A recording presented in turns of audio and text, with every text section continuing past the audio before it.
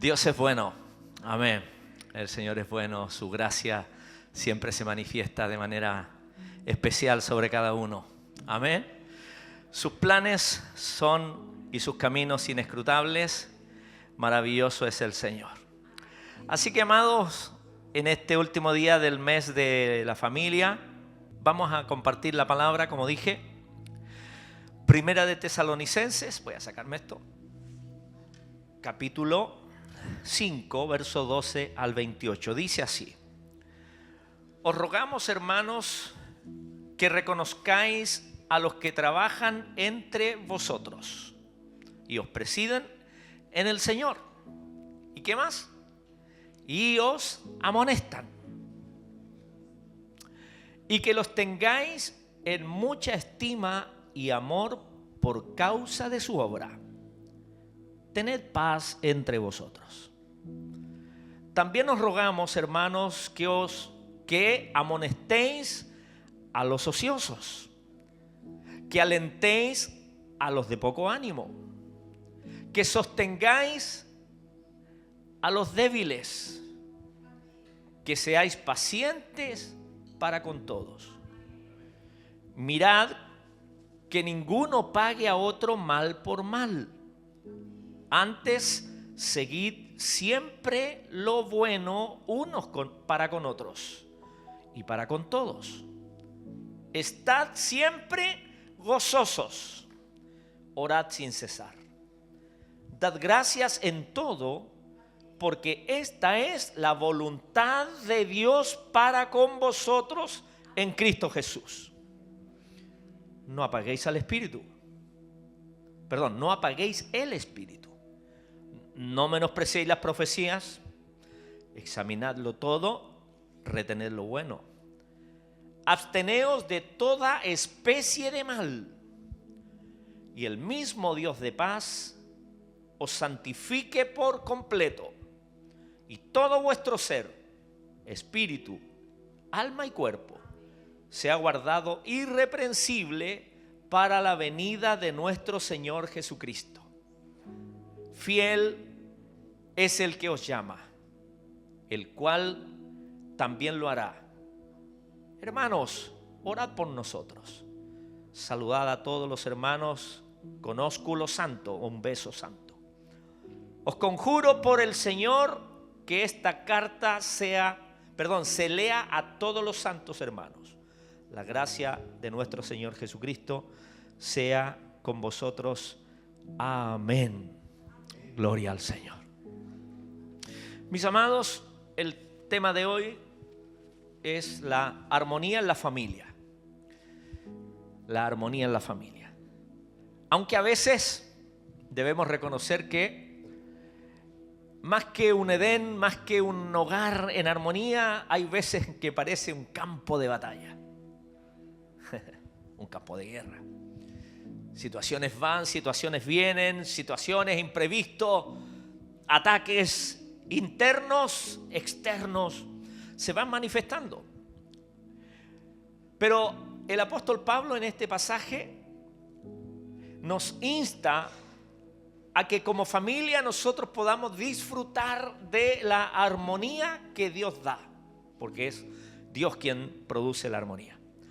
Y lo que hace el apóstol es un llamado a vivir en armonía y santidad.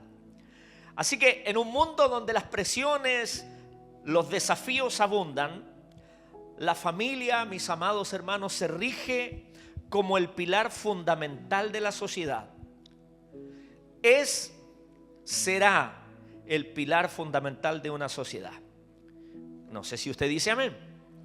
El primer campo misionero donde se siembra la fe es la familia. De allí la importancia, mis amados hermanos. ¿Ya?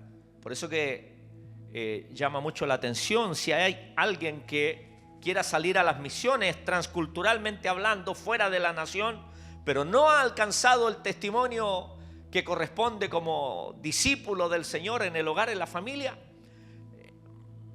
no marcha bien. Es más, el apóstol Pablo, cuando escribe al Timoteo, hablando de los requisitos de aquellos que anhelan obispado, aquellos que anhelan servir al Señor, apunta primero hacia la familia. Que tengan orden su casa. No puede cuidar la iglesia del Señor si primero no cuida de su familia, de su casa. Así que es tan relevante este tema, mis amados hermanos. Es tan importante. Hoy nuestra guía será el pasaje de este versículo que acabamos de leer, este pasaje bíblico que acabamos de leer, donde hay poderosos mensajes, enseñanzas para cada uno de nosotros. Vamos a situarnos un poquito en el contexto histórico. La ciudad de Tesalónica era un puerto importante, era una metrópolis muy bulliciosa en la antigua Grecia. Era un puerto y la iglesia era una comunidad naciente, era una iglesia joven. Era una iglesia emergente que estaba fundada por el apóstol Pablo en su segundo viaje misionero. Alrededor del año 50, 51 más o menos. Era una iglesia muy vibrante, pujante, una iglesia que vivía una vida piadosa en medio de una cultura pagana, del paganismo que existía en los griegos. Y Pablo, con este amor pastoral, escribe esta carta para animarlos, para corregir algunas cosas que se estaban dando también allí en el interior de la iglesia, y también para darle algunos consejos y herramientas de cómo llegar a ser una familia, una iglesia que verdaderamente fuera relevante en ese tiempo. En los versículos que acabamos de leer, Pablo nos ofrece algunas exhortaciones, lecciones prácticas, y aunque están escritas hace ya casi 2000 años, resuenan con una relevancia asombrosa para las familias el día de hoy. Esta palabra es una hoja de ruta para que nosotros podamos andar por ellas, mis hermanos. Por supuesto que no es la voluntad de Dios que vivamos alterados en el hogar, en la familia, que haya desorden, que haya caos, que haya asperezas que se mantengan en el tiempo. Como dije al principio, si bien es cierto, todos nosotros pasamos por tiempos buenos, por tiempos malos, pero no es correcto que los tiempos sean prolongados. Más, el apóstol Pablo en la carta a los Efesios capítulo 4, verso 26 dice, hablando de las relaciones allí, airaos, pero no pequéis, no se ponga el sol sobre vuestro enojo, ni deis lugar al diablo. Y debemos ser honestos que muchas veces le damos lugar al diablo. ¿Cuándo? Cuando hay falta de perdón, cuando hay obstinación, cuando hay una ira descontrolada. Y el consejo de Dios precisamente viene en esta mañana o media mañana ya, es para que nosotros aprendamos algunas lecciones prácticas. Y de este pasaje vamos a extraer por lo menos 4 lecciones vitales para que vivamos en armonía en la familia. Primera lección, la importancia del respeto y la armonía familiar. No hay peor cosa que dañe más una relación, tanto en el matrimonio como en el hogar, en la familia, en la relación con los hijos, es la falta de respeto. ¿No es así? Sí, la falta de respeto. Versículo 12 y la primera parte del 13 dice, os rogamos, hermanos, que reconozcáis a los que trabajan entre vosotros y os presiden en el Señor y os amonestan, y que los tengáis en mucha estima y amor por causa de su obra. Tened paz entre vosotros. Si bien es cierto, estos versículos nos hablan la importancia de reconocer y honrar a aquellos que ejercen un liderazgo y servicio en la iglesia del Señor, no es menos cierto también que aquí lo que está planteando es un principio de reconocer a quienes nos presiden, tanto a nivel eclesiástico como también en la familia. Los padres tienen la responsabilidad de guiar, de conducir, de corregir. Y nosotros como hijos, ¿qué debemos hacer? Honrarlos. ¿Sí? ¿Qué dicen los papás? Por lo menos. Hablan de la importancia de reconocer y honrar a aquellos que ejercen liderazgo, comenzando por los líderes espirituales en la iglesia, pero también esto se extiende a los roles en la familia. La frase tened paz entre vosotros es un llamado directo a la armonía en el hogar. En la iglesia, la armonía en la iglesia, la armonía en el hogar. Es en el hogar, mis hermanos. Esto significa que debemos reconocer el rol de los padres. La autoridad que los padres tienen de corregir, de disciplinar, de conducir, de guiar, de alumbrar, de sostener, de motivar, de impulsar a los hijos a cumplir el propósito del Señor. Ojo que a los padres nos dice que no provoquéis a ira a vuestros hijos. Cuidado. Habla de ejercer autoridad, pero no autoritarismo. Habla de corregir, pero no de maltratar.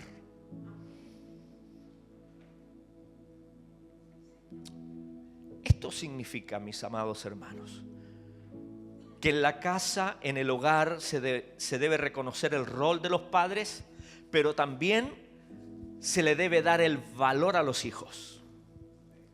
Los hijos son prestados, no son nuestros, son del Señor. Son lo más valioso que Dios nos ha dado en esta vida. Si alguien discrepa de eso, no sé qué más puede ser. ¿Qué otra cosa puede ser más valioso que nuestros hijos en esta tierra? No hay nada que se compare. La casa, el auto, el trabajo, los amigos, nada. Debe haber un respeto mutuo en el hogar. Los padres ejerciendo, ¿cierto?, la autoridad dada por Dios, no el autoritarismo, ni la dictadura, ni nada por el estilo. Ejerciendo el rol de conducir, de corregir, la función que tenemos como padres. Pero también respetando a nuestros hijos, impulsándoles a ellos, reconociendo los dones, la gracia, los talentos que ellos traen a cuesta, que Dios los ha dotado. ¿Para qué? Para impulsarlos, para motivarlos. Y como padres cristianos, ¿qué debemos hacer? Impulsarles a cumplir el propósito del Señor. La familia es la primera institución donde aprendemos a relacionarnos y a vivir en comunidad. Por eso que muchos de los jóvenes que andan afuera, hermano, están allí convulsionados, sin ningún orden, sin ningún parámetro de respeto, es porque en el hogar, mis hermanos, se ha fallado. Los jóvenes que andan tirándole piedra a sus autoridades, ya sea los policías, los profesores. El día de hoy, hermano, por lo menos para el sur, no sé si han visto las noticias, hasta han acuchillado profesores. Entonces uno dice, bueno, ¿dónde está el problema? ¿El problema es del Estado? ¿Del gobierno de turno? ¿Dónde radica el problema? En la casa. En la casa. Allí parte. Por eso que el deseo de Dios es que nosotros como padres cristianos, como familias cristianas, es que nosotros meditemos la importancia de la armonía. Cada uno de nosotros viviendo en el plan de Dios, en el propósito de Dios. Y esta es la primera lección que nosotros aprendemos, la lección del respeto y la armonía en la familia. Como una orquesta sinfónica, cada músico, desde el director hasta el último violinista, tiene un rol específico y vital. Si un músico no respeta al director, o si los diferentes instrumentos no tocan en armonía, el resultado es un caos. Amén. Hasta Bugs Bunny es un genio de director de orquesta.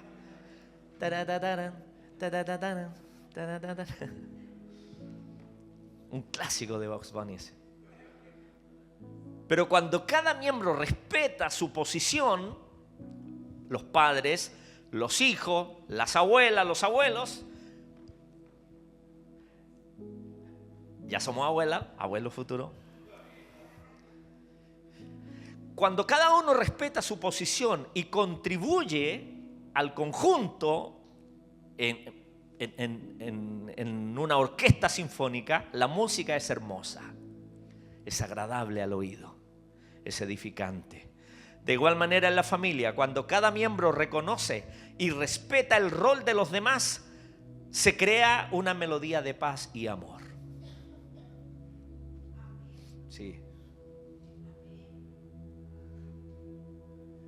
Así que, mis amados padres e hijos, demostremos respeto, aprecio por la individualidad de sus hijos. Cada hijo es distinto y a cada hijo debemos motivarlo, cuidarlo, amarlo tal como es. No hay peor cosa que pueda hacer un padre o una madre, o los padres en este caso, que hacer distinción y diferencia con sus hijos. Eso daña mucho, eso hiere el corazón de los hijos.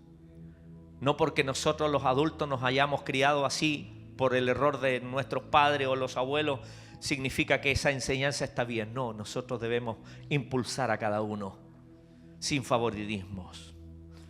Debemos demostrar el respeto y la individualidad también de cada uno. Debemos escucharlo, aprender a escucharlos, valorar sus opiniones, guiarlos en amor y en autoridad también, por supuesto. No con autoritarismo. Esto va a fomentar un ambiente donde los hijos se sienten seguros para crecer y expresarse. Cuando a veces no generamos las confianzas, de allí es que los hijos buscan a los amigos, o a los mal llamados amigos. Y a veces los mal llamados amigos conocen todo el corazón de nuestros hijos, sus amarguras, sus angustias, sus dolores. El problema es que los mal llamados amigos no tienen las herramientas para ayudarlo, sino que al contrario, impulsan la rebeldía, impulsan la soberbia. En cambio, cuando nosotros como padres logramos tener un ambiente seguro para nuestros hijos, ellos no irán a los mal llamados amigos a contarles sus cosas, sus situaciones. Van a tener la suficiente confianza de ir donde la mamá, de ir donde el papá, según sea el caso, y decirle: papá, estoy viviendo esto, mamá, esto me pasa. Cuando nosotros logramos crear un ambiente de armonía. ¿Cuál es el consejo para los hijos? Bueno, los hijos deben honrar a sus padres. Además, es el primer mandamiento, con promesa. Primer mandamiento con promesa. Esto no solo significa obediencia, sino también gratitud, aprecio, consideración. Reconozcan el esfuerzo, el sacrificio que hacen por ustedes. Esto fortalece los lazos familiares y edifica un hogar sólido. De los padres hacia los hijos y también de los hijos hacia los padres. Segunda lección que nosotros aprendemos de este pasaje: el cuidado activo y la paciencia. Para mantener un hogar en armonía, entonces se necesita un cuidado activo, permanente, y también, algo muy importante, la paciencia. Amén. Se necesita paciencia, especialmente los varones, los esposos, necesitamos paciencia.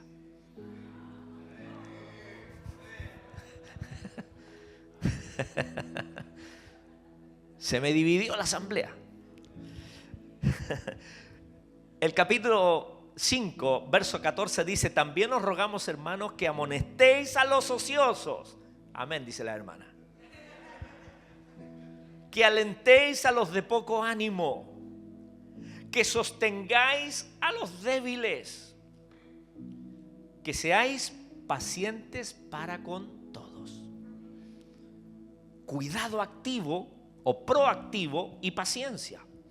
Este verso es un manual de cuidado pastoral que debe darse en el hogar y en la familia. Esto aplica de manera tan poderosa dentro del ámbito familiar y nos llama a la acción, a ser proactivos, a una acción permanente de cuidado. Para atender las diferentes necesidades que se dan, hermanos, en todo el ámbito de la familia. Amonestar a los ociosos, esos hijos que de repente, ¿cierto?, son como la mandíbula de arriba, se mueven poco. Hay que amonestarlos. Sobre todo los hijos, ¿cierto?, si son varones o son señoritas, por supuesto, cada uno en sus roles. Amén.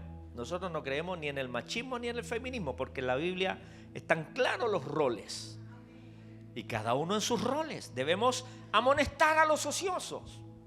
Implica corregir con amor, con responsabilidad. La gran mayoría de los adultos que estamos aquí nos criamos en una época donde la mamá nos hacía todo, ¿o no? Nosotros éramos 8. Yo el menor, el más flojo de todos. Mi hermano Marco, que el que viene acá, él comenzó a trabajar, o sea, él trabajaba y estudiaba desde joven, pues tenía como 15 años, 14 años, empezó a trabajar en aquella época en el PEM, en el Plan Empleo Mínimo, a medio tiempo. Entonces él trabajaba en la mañana, en el parque en esa época, en la parte del jardín ahí, y después se iba a estudiar al liceo. Yo no, yo era el más flojo. Claro, como no éramos cristianos, no me justifico, pero claro, no había nadie que tuviera así, oye, impulsa. No, la varilla era el impulso, pero ni aún así. Entonces, ¿qué es lo que nos dice la Biblia? Debemos amonestar, debemos corregir con responsabilidad, con amor, alentar también, no solo amonestar a los ociosos, sino también a alentar a los de poco ánimo. O sea, considerar también que pasamos por etapas de desánimo, de desmotivación. El esposo, la esposa, los hijos. Debemos alentarlos. Amén. Sí. Alentar, ofrecer ánimo, brindar consuelo, esperanza. Sostener también a los débiles es ofrecer apoyo incondicional. Y ser pacientes para con todos. Es la actitud que cubre todas estas acciones. La paciencia es entonces la acción que va a cubrir todas las demandas. A los ociosos, a los que están allí con poco ánimo, a los débiles, debemos tenerle paciencia y animarlos. La vida familiar, mis amados, está llena de momentos donde estas cualidades son puestas a prueba y son absolutamente esenciales para el bienestar de cada miembro. Todos nosotros pasamos por etapas. Los hijos que van al colegio llegan desmotivados por la burla, por el bullying que se conoce, por las situaciones distintas, diversas, las notas, qué sé yo, la presión social y todo eso. ¿Qué haremos nosotros cuando les recibimos en casa? ¿Los maltratamos, los hostilizamos, le agregamos presión o nos ponemos en su lugar? O los aconsejamos y les motivamos y fortalecemos su autoestima y fortalecemos su valía, su identidad como discípulos del Señor. Que son cosas relevantes que tenemos que hacer. Cada uno en la familia, el cuidado activo o proactivo y tener paciencia unos con otros. Así que, ¿qué debemos hacer frente a estas situaciones que se dan? La ociosidad, los de poco ánimo, los débiles. ¿Qué vamos a hacer? Bueno, identificar las necesidades. Como familia, tomemos tiempo para ver, para escuchar las necesidades de cada miembro, los que tienen más de 2 hijos, ¿cierto? Ver cuáles son las necesidades. El cónyuge, ¿cuáles son las necesidades? Observemos. ¿Quién necesita más ánimo? Los varones generalmente nos vamos para adentro. Amén, sí. A veces no decimos. A veces el cuerpo grita, una enfermedad, una situación. Como dije hace algunas semanas atrás, los varones también necesitamos de repente un abrazo espontáneo. Así como los hijos, también. Como las esposas, también, por supuesto. Pero los varones, que en nuestra construcción, ¿cómo se dice? Construcción emocional, claro, no estamos hechos para generalmente manifestar nuestras emociones, porque tenemos un rol distinto de proveedor, de enfrentar la vida, ¿cierto? Generalmente fuera de casa. Entonces se imagina que anduviéramos allí todos lloriqueando en el trabajo. No, no es así. Por eso que nos cuesta más abrirnos. Y a veces necesitamos la paciencia de los miembros de la familia también. ¿Quién necesita ánimo? ¿O quién necesita una corrección con amor? ¿Quién necesita apoyo adicional en este momento? Debemos pedirle al Señor que nos dé un corazón con empatía. Que la empatía sea una práctica diaria. Que no nos convirtamos en personajes que andan con el látigo en la mano o en la lengua, como un látigo para herir. Practiquemos la paciencia, mis amados. Reconozcamos que cada persona tiene su propio ritmo de crecimiento, los propios desafíos. En lugar de frustrarnos, elijamos activamente la paciencia. A veces los hijos dicen, pero ¿por qué a mí me molestan más o me exigen más y a la otra o al otro? Claro, es que tenemos medidas distintas. Y también debemos tener cuidado de no sobrepasarnos con el otro que estamos exigiéndole. Porque todos tenemos una medida también de aguante.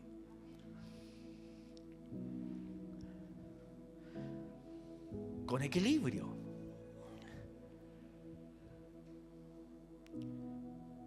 Para que nuestros hijos no se frustren. Elijamos la paciencia, mis amados.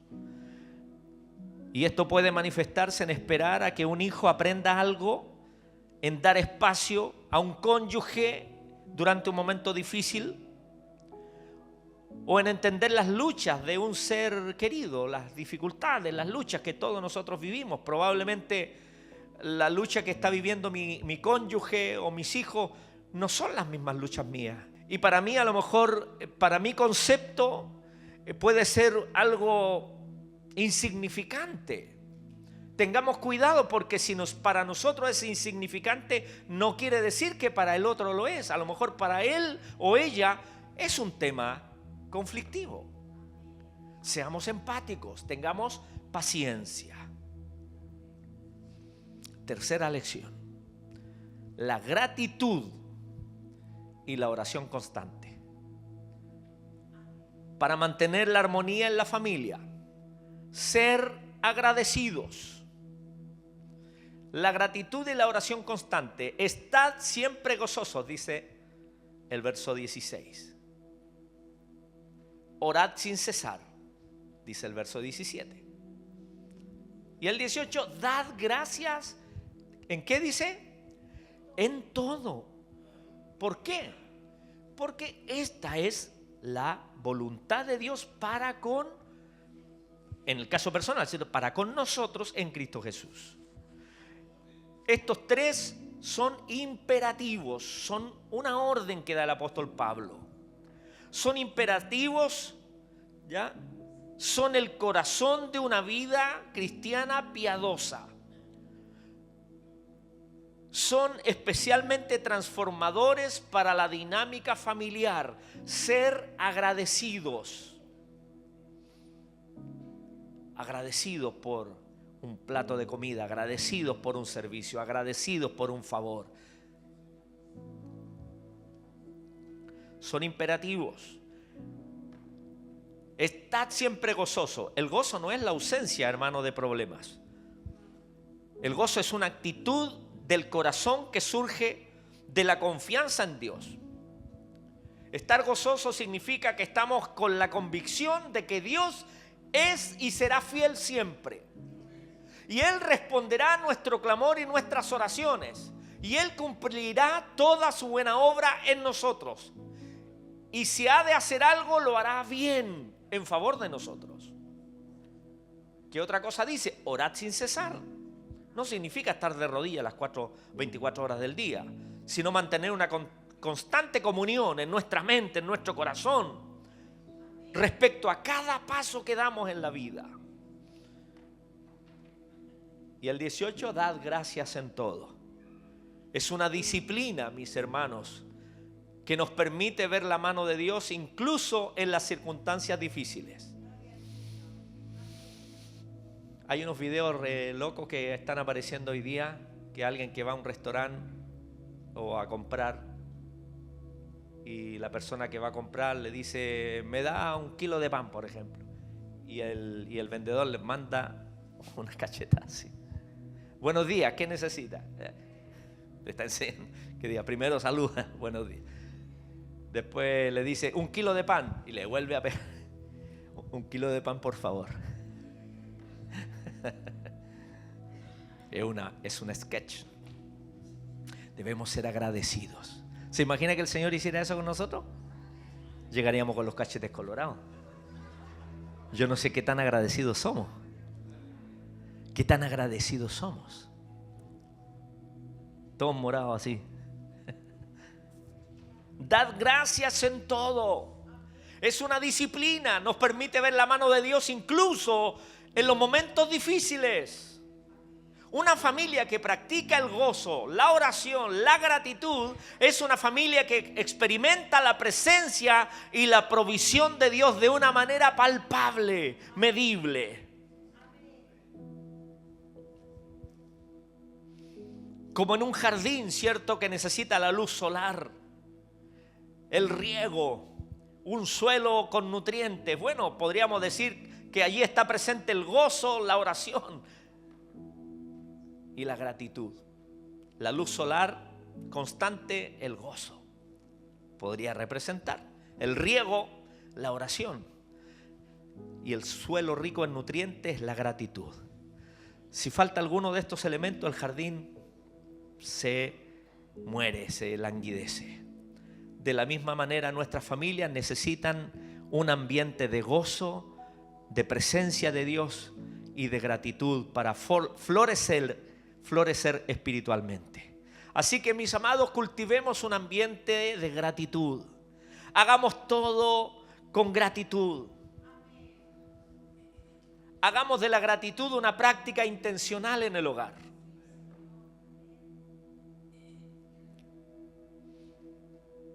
Animemos a cada miembro a mencionar algo por lo que están agradecidos. Los americanos, los estadounidenses, ellos desde hace muchos años practican el Día de Acción de Gracias. Pero al mundo se le ocurrió mejor copiar Halloween, que también viene de allá. Viene de Europa, pero principalmente los gringos lo marketizaron. Pero el Día de Acción de Gracias, 27 de noviembre, 22 de noviembre por allí, o 24, ya no sé. En noviembre. Un día para dar gracias al Señor. Un día para agradecer. Un día para comer pavo.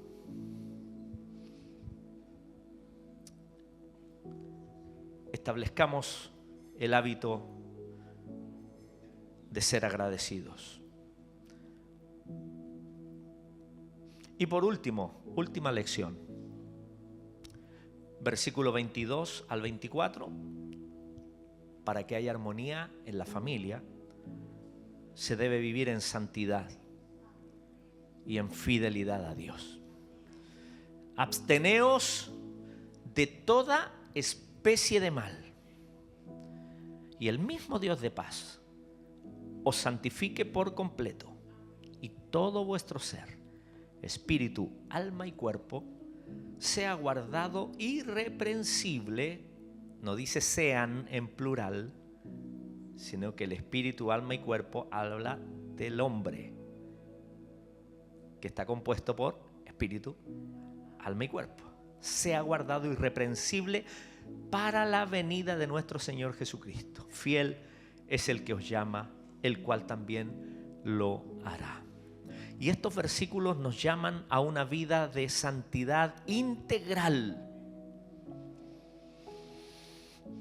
Nos recuerda que la responsabilidad de esta santificación recae en Dios mismo. El mismo Dios de paz dice, os santifique por completo. A nosotros, ¿qué es lo que nos corresponde? La primera parte del verso que dice, absteneos de toda especie de mal. ¿Qué es lo que nos corresponde a nosotros? Abstenernos de toda especie de mal. O sea, debemos involucrar nuestra voluntad. Nuestra voluntad. Si bien es cierto, la obra santificadora de limpieza, de purificación, la hace el Espíritu Santo en nosotros, pero a nosotros nos corresponde involucrar nuestra voluntad. ¿Para qué? Para abstenernos de toda especie de mal. Esta es una exhortación clara a la pureza moral y espiritual en todos los ámbitos de la vida, incluyendo en el hogar. La santificación es un proceso continuo que abarca nuestro espíritu, alma y cuerpo, afectando nuestras decisiones, nuestros pensamientos y acciones.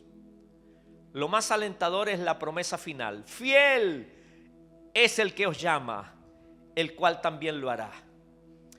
Dios, quien nos llamó a esta vida de santidad, es fiel para capacitarnos y llevarnos a completarla. O sea, Dios nos va a dar la fuerza, Dios nos va a dar la gracia, Dios nos va a dar la sabiduría, Dios nos va a dar la fortaleza para abstenernos de toda especie de mal.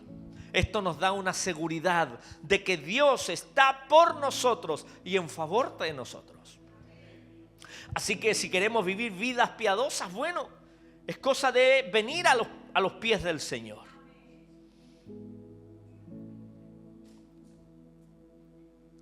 Como una casa que está construida con un cimiento sólido. Él es el arquitecto de nuestra vida. Así que, mis amados, en esta última lección que nos habla de la santidad y la fidelidad de Dios, debemos aprender a establecer límites claros contra el mal. Como dije, a nosotros nos corresponde, ¿qué cosa? Abstenernos de toda especie de mal. ¿Qué debemos hacer? Establecer límites claros contra el mal. Como familia, definamos entonces y tengamos normas claras. ¿Para qué? Para que nuestro hogar viva ajeno a toda especie de mal. En su contexto. Límites. En el entretenimiento, en el lenguaje, en las relaciones. Comuniquemos los límites claramente. Busquemos la ayuda de Dios para cumplirlos. La pureza en el hogar es un testimonio poderoso, mis hermanos. Como dije, para una sociedad estable y segura se necesitan familias estables y seguras. Y para que hayan familias estables y seguras, se necesita la ayuda del Señor. Sin Dios difícilmente podemos lograrlo. Confiemos en la fidelidad de Dios para que se produzca la santificación en nuestras vidas. Reconozcamos que la santidad no es solo un esfuerzo humano, sino una obra divina, el Espíritu Santo quien nos santifica. Pablo dice: el Espíritu Santo santifique por completo, y todo vuestro ser, espíritu, alma y cuerpo, sea guardado irreprensible hasta la venida de nuestro Señor Jesucristo. Animémonos mutuamente en el hogar y en la familia, no a destruirnos, no a latigarnos, no a lastimarnos, sino a motivarnos a tener misericordia, paciencia. Así que, amada familia, Primera de Tesalonicenses, capítulo 5, versos 12 al 28, no es simplemente una lista de mandamientos. No vea usted los principios de Dios como mandamientos fríos de un Dios lejano. No, no es así. Es una invitación. ¿Para qué? Para que nosotros vivamos una vida plena, una vida bendecida, una vida abundante en Cristo. Dios nos señala una ruta, no porque, hermano, Dios sea un Dios tirano y severo, no. Es porque Él sabe que la ruta que Él nos traza es para nuestro bien, es para nuestro beneficio, es para que vivamos una vida plena, es para que vivamos en una armonía plena, tanto de manera individual como en el seno de nuestros hogares. Hemos explorado la importancia del respeto y la armonía, del cuidado activo o proactivo, de la paciencia, de la gratitud y la oración constante. Y por último, vimos también la importancia de la santidad y la fidelidad de Dios. Si aplicamos estas verdades, veremos cómo nuestras familias experimentan una transformación tremenda. Si aplicamos estas verdades, veremos cómo nuestras familias se transforman en verdaderos lugares de refugio. Y los niños y jóvenes, hermanos amados, tendrán otra perspectiva del hogar. Cuando vayan a sus quehaceres, estudios, colegio, universidad o trabajo, el mayor anhelo de nuestros niños y jóvenes será: no hallo la hora de llegar a mi casa para descansar, porque mi casa es un lugar de refugio. No como en algunos casos. Lo único que quiero, en algunos jóvenes o señoritas, es irme de mi casa. Y lo hemos visto, hermanos, cuánta gente que ha tomado decisiones equivocadas. Lo único que quiero es irme de mi casa. Si es mujer, aparece cualquier rufián por allí, me voy, ofreciéndole el oro y el moro, y usted sabe que eso no existe. El príncipe azul, le salió un pirata, príncipe negro. ¿Por qué? Porque su motivación, ¿cuál era? Salir de ese entorno tóxico del hogar, porque no hay armonía. Que el Espíritu Santo, hermano, el día de hoy cambie nuestro ambiente. No, pastor, es que nosotros somos evangélicos. Sí, por eso es más difícil. Hay más ataque, hay más hostilidad, hay mayor presión. Como nos mostraban los chicos delante en la cápsula misionera, lo que vive en las iglesias en Asia: hostilidad, persecución literal. Pero acá hay otra persecución espiritual, no la vemos. A veces la persecución ocurre dentro del mismo seno de la familia, porque equivocadamente nos convertimos en instrumentos del maligno para hostilizar, para dañar, para herir. Pidámosle al Señor la ayuda. Que nuestros hogares sean un lugar de refugio, mis amados, de crecimiento, de testimonio de que somos distintos al mundo. No será fácil. ¿Habrá desafíos? Sí, claro que los hay. La vida está llena de desafíos. Pero recordemos que no estamos solos, que está el Señor.